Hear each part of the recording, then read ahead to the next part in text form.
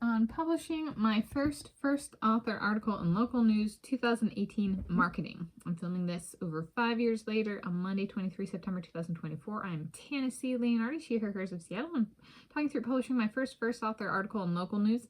The article was regarding marketing for a 2019 campus-wide research presentation competition.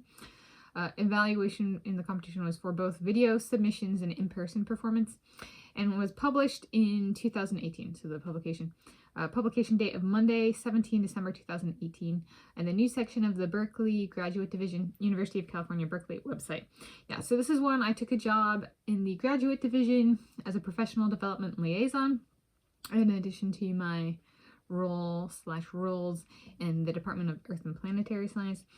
And one of the projects I was assigned to, I was interested in, it was a good project. It was called Grad Slam, and it's a competition where people present their graduate research 3 minutes or less, and it started before 2019, before I was part of the project. But part of what we did was, so there's multiple stages of competition. So there's to kind of help the people who decided to compete, but also people who just wanted to be able to present their research in a concise manner. We held a series of workshops. So we actually came up with the workshop ideas, or fine-tuned them from the previous year if we didn't want to do something new, came up with workshop materials, came up with workshop marketing, that kind of stuff. And so this is one of the pieces where it was structurally, there was something from the year before, so then we update it and make it relevant for this year. And so it was a little bit different in that sense because it was kind of a standard marketing publication. And I was first author, second author was my supervisor, Linda Louie. And when it was published, I was like, "What? I'm on this paper?" But it's like, I suppose not paper, it's an article. But it was my surprise first author thing. And I checked the link, and it's no longer active, and I kind of wondered about that at the time, because I was like, with the drawback of marketing publications is if it's something that's held each year or published each year, then sometimes they get taken away, because otherwise it kind of looks like if somebody searches something and all, what would it be now? All 10 results or whatever it is, okay, not 10, 5, 10 results show up, it kind of looks like advertising. So I'm like, I imagine it's part of the marketing publication life cycle, so to speak, is they select a few to keep active.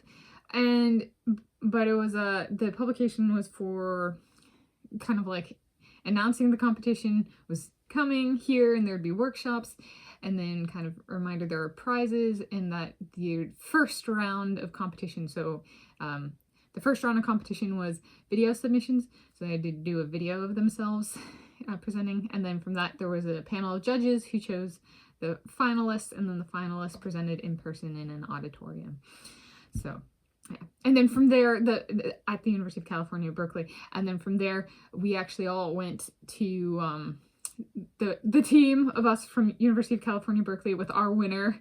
From that, we actually went to headquarters of LinkedIn. If you've ever heard of the company LinkedIn, the final, and it was because it was in San Francisco, and all of the campuses in the University of California system that had the competition, is that we got pitted up against each other. So we went with our University of California, Berkeley winner, and she competed against other campuses.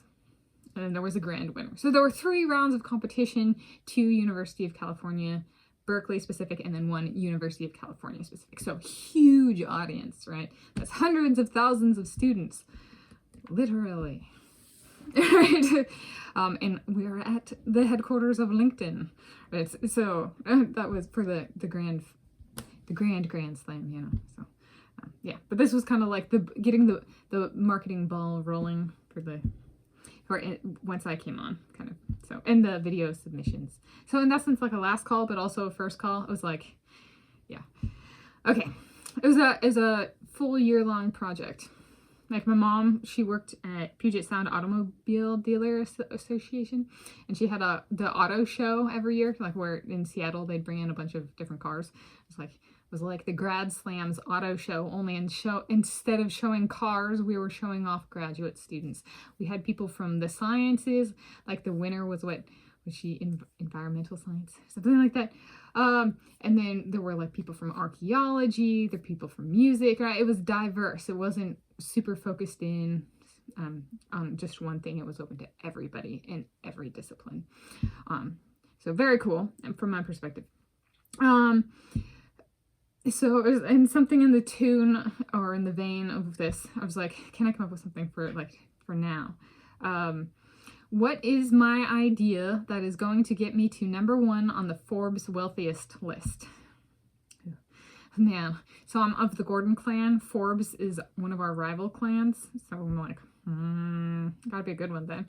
So to date, no one of any gender/biological sex has made the top of that list purely for intellectual property. That would require not owning a company. Is that the proper expanse? Or is it founded and or CEO?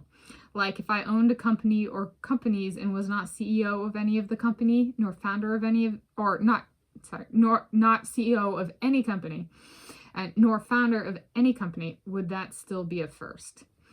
Since intellectual property has been pegged as the wealth of the future, in writing it's nonfiction, maybe the first will be me. This she, her, hers named Tanis Coralee Leonhardi. An example of how I could make money is selling my ideas to companies, say Fiat and or Ferrari, if I pursue a PhD in Italy, and making money off of royalties. Can think of it as, if I give my ideas away consensually, then I make money off of it. Otherwise, I am not making money off of it. Otherwise, if I am not making money off of it, and it was my idea, then it was taken without my consent. If that were to happen, / has already happened, then this is advance notice that I want my money. The biggest mistake you can make about me is thinking I do not want to make money. So it was like, because they were presenting research in this competition at the end of it all, there's the prestige of being able to communicate one's research well, concisely in 3 minutes or less, but there was also monetary prizes. So, yeah. This is, I thought that's kind of in the vein of that. So there we go. That's on publishing my first author article in local news 2018 marketing. Ooh.